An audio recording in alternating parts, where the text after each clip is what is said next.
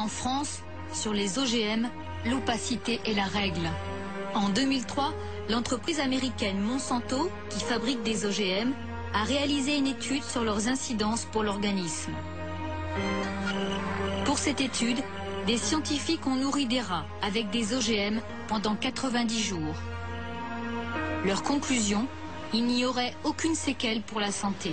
Le dossier a été transmis au ministère de l'Agriculture qui a entériné ce rapport. Le professeur Serralini est biologiste. Pour le compte du ministère, il a analysé les résultats de l'étude Monsanto et il conteste la version officielle. Le robot qui vient de l'industrie automobile fonctionne 24 heures sur 24.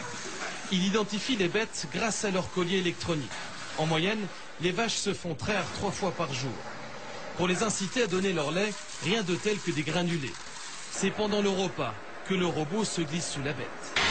Il y a souvent des effets sur les globules blancs ou les globules rouges, comme on voit dans les infections ou dans les problèmes immunitaires. Il y a des effets sur le taux de sucre, comme on voit dans les débuts de diabète. Il y a des effets sur les foies et les reins. Ce qui est grave, c'est que ensuite, toute la communauté scientifique et tous les citoyens répètent qu'il n'y a pas de problème sanitaire avec les OGM, parce que ces tests n'ont pas été publiés. Et c'est un vrai scandale parce qu'en fait, on arrive à une occultation criminelle de la réalité.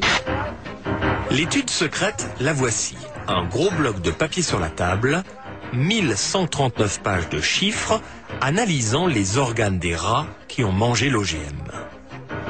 Un scientifique a analysé l'étude Monsanto. Il est formel. Les rats qui ont mangé le maïs OGM ont vu leurs organes modifiés. Ils ont subi des lésions aux reins, au foie, au sang.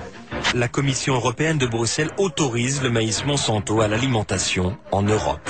Autrement dit, le maïs Monsanto arrive en France. Fini les tests sur les rats, les cobayes désormais, c'est nous. Risque possible pour notre santé, totalement inconnu.